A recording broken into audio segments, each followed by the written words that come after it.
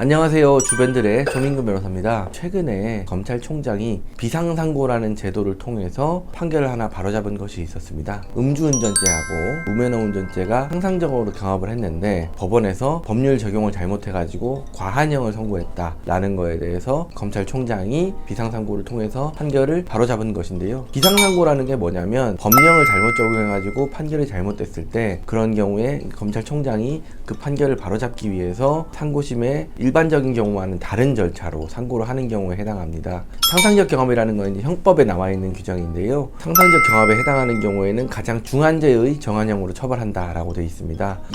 2019년인데요. 이때의 정지수치 음주운전의 법정형은 6개월 이하의 징역 또는 300만 원 이하의 벌금이었고요. 그 다음에 이제 무면허 운전 같은 경우에는 1년 이하의 징역, 300만 원 이하의 벌금으로 이제 규정이 되어 있었습니다.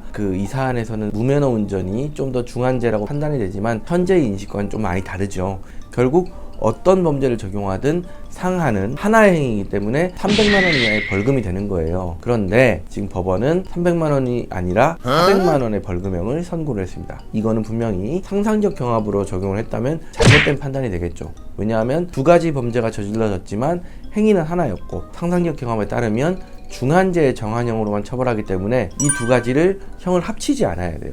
즉 하나만 성립되는 거죠. 그래서 검찰총장이 비상상고를 통해서 대법원에 상고를 했고요. 그 결과 대법원에서는 판결 잘못된 건 맞다 라고 하면서 300만 원 이하의 벌금형으로 하향시켰다고 합니다. 워낙 요즘에 이제 법이 자주 바뀌고 새로운 범죄가 성립되고 하다 보니까 법령을 잘못 적용해가지고 형을 잘못 정하는 경우가 종종 나오게 됩니다. 이런 경우에 이제 비상상고라는 특수한 절차를 통해서 이제 잘못을 바로잡게 되는 거죠. 사실 당사자 입장에서는 굉장히 이제 억울하고 내지는 어이가 없는 상황이었을 텐데요. 바로잡게 돼서 사실 너무 다행이라고 생각을 하고 무엇보다도 음주운전 그리고 무면허 운전 이런 것들이 근절돼야 될 것 같습니다.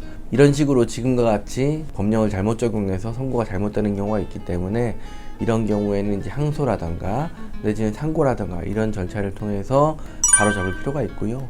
이런 경우에 충분히 이제 변호인의 조력을 받아서 충분한 검토를 거쳐서 구제 방법을 선택하시기 바랍니다. 오늘 촬영 여기까지 하고 구독과 좋아요 눌러주세요.